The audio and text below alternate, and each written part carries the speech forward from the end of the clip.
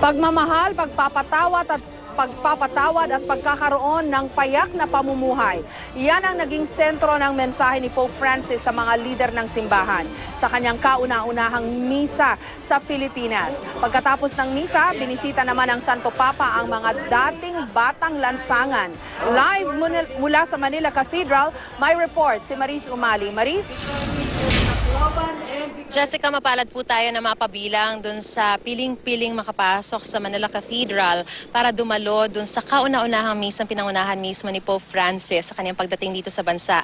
At isa sa mga pangunahing mensahe ng Santo Papa para sa mga kapwa niya pastol na simbahan, mamuhay ng payak dahil sa pamamagitan lamang daw nito maaaring maranasan at maunawaan ng mga lider ng simbahan ang tunay na kalagayan ng mga maralita.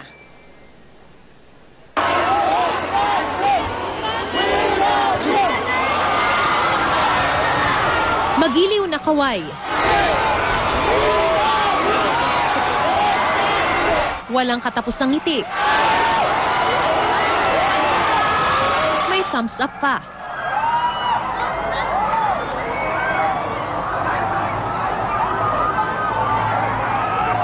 Bakas kay Pope Francis ang good vibes sa kanyang motorcade mula Malacanang patungong Manila Cathedral. Nagpatuloy ito na salubungin siya ng mga Little Swiss Guard.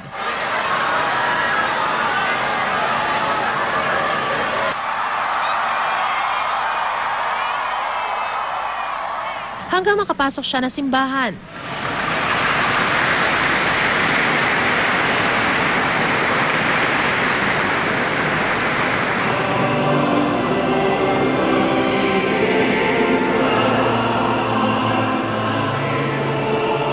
Ito na ang hudyat ng pagsisimula ng kauna-unahang misa ni Pope Francis sa Pilipinas. 150 mga awit ang bumubuo sa choir na sinaliwan ng pipe organ.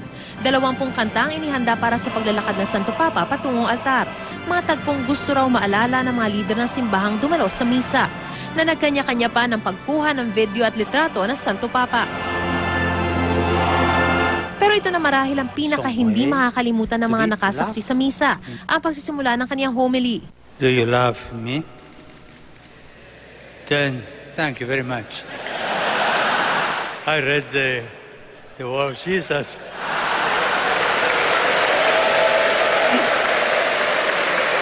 Hango sa John chapter 21 verses 15 to 17 ang ebanghelyo sa misa. Tungkol ito sa pagtatanong ni Jesus kay San Pedro kung mahal siya nito bago niya ipagkatiwala sa apostol ang kanyang mga tupa. All pastoral ministry is born of love. We are called to be ambassadors for Christ. Simple lang naman ang mensahe ng Santo Papa, ang laging buhayin ng pagmamahal, pagpapatawad sa simbahan.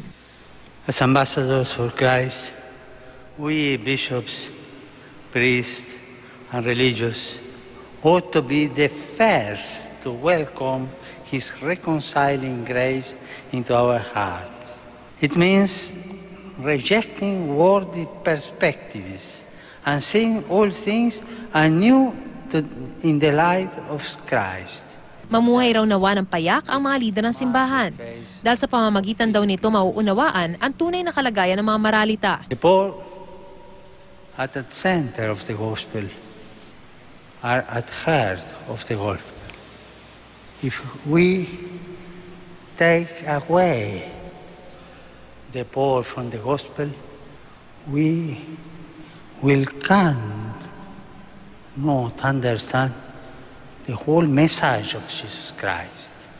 Pinuri rin niya ang kultura at pananampalataya ng mga Pilipino. Filipino culture has in fact been shaped by the imagination of faith. Filipinos everywhere are known for their love of God. This great heritage contains a powerful missionary potential. 3 lengguwahe ang ginamit sa misa: English, Filipino. Hinirang niya ako upang panumbalikin sa kanya ang mga tao. At Latin. Eam in caritate perficias, Sa gitna nito, matyagang nakinig ang maraming Katoliko. Pahirapan pa ang komunyon sa sobrang dami ng tao.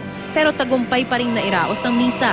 Isang mensahe ng pasasalamat ang iniwan ni Manila Archbishop Luis Antonio Cardinal Tagle para kay Pope Francis. With your visit, we know Jesus, only Jesus, will renew and rebuild His church in the Philippines. Mabuhay po kayo, Santo Padre. Pagkatapos ng misa, binisita pa ng Santo Papa ang mga dating batang lansangan sa gilid ng Manila Cathedral. Binigyan ako ng rosaryo. Sobrang saya ko po. Gusto po namin siya makita kasi yung kumakatawan kay Kristo.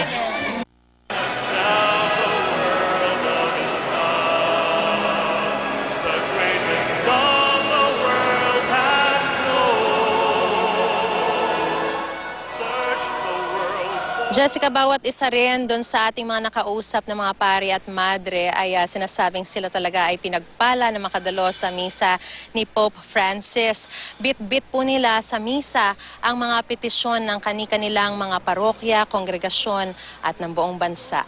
Jessica?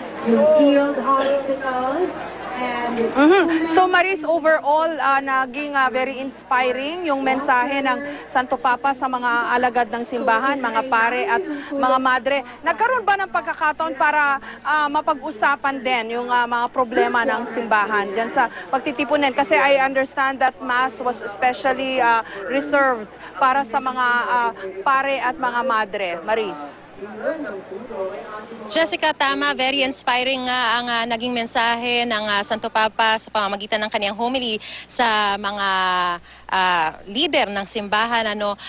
Hindi naman talaga natalakay ng malaliman yung mga problema ng mga simbahan. Pero kumbaga, ang sinasabi lamang na kumbaga pinapaalala ng Santo Papa ay minsan kasi hindi naman naiiba ang mga leader ng simbahan o yung mga pare o mga relihiyoso sa ibang mga tao. Sila rin mismo ay nagkakasala, sila rin mismo ay may mga pagkukulang, partikular na yung tungkol dun sa mga vows of chastity or celibacy, poverty and obedience. At minsan, kumbaga nalilihis ang kanilang landas, sila rin ay kailangan humingi ng pagpapatawad at kailangan din i-examine nila yung kanilang conscience. At yun nga yung sinasabi ni Pope Francis sa kanyang homily at pangaral na rin sa lahat ng mga leader ng simbahan na sinasabi niya na sana ay i-reject yung worldly perspectives and seeing all things anew in the light of Christ. So, kumbaga, isa yun sa mga sinasabi ng Santo Papa na kailangan wag daw materialistic kundi mas maging spiritual, and at the same time, i-combat daw o labanan o puksain yung mga tunay na roots ng injustice sa simbahan at pati na rin sa lipunan. Jessica?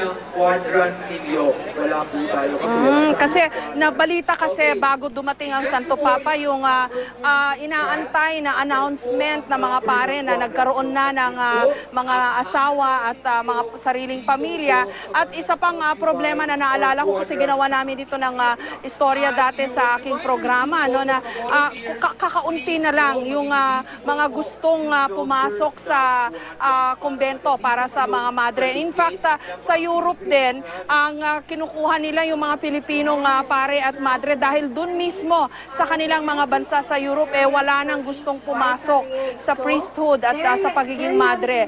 Maris? Jessica, ang sinasabi ng Santo Papa, although in passing lamang sa kaniyang homily, ay tungkol dun sa mga sexuality, sa marriage and family, na may mga bagay na nakasanayan daw ang maraming mga tao, pero this doesn't make something na kumbaga porke nakasanayan na, tama na siya. Pero hindi raw ito bagay na dapat i-condemn ng mga kaparian at ng mga relihiyoso. Kumbaga, kailangan daw ay itama yung mga bagay na ito. Pero in terms of having a relationship o yung mga nagkaanak na mga pare, hindi naman talaga ito tinakal o diniscuss ng Santo Papa sa kanyang homily, Jessica. On the lighter side, Maris, mukhang naihabol yung mga repairs ng Manila Cathedral. Tumugtog ba yung karilyon na inabangan? At saka yung mga maliliit na Swiss guards, nakapag-ano ba sila? Nabati ba sila ni Pope Francis, Maris? Yes, Jessica, yung mga Swiss guards ay talagang sila ang sumalubong, yung mga little Swiss guards ay sila ang sumalubong kay Pope Francis sa kaniyang pagpasok sa Manila Cathedral, at ang isa pa nga sa kanila nakita ko ay sumaludo kay Pope Francis na nginitian pa ni Pope Francis. Tapos naririnig din natin yung mga bells na tumutunog kanina prior to the Mass. So talagang mukhang everything naman ay naihabol para sa kanyang pagdating, sa kanyang pagbisita sa ating bansa, Jessica. Maraming salamat sa iyo, Maris Umali.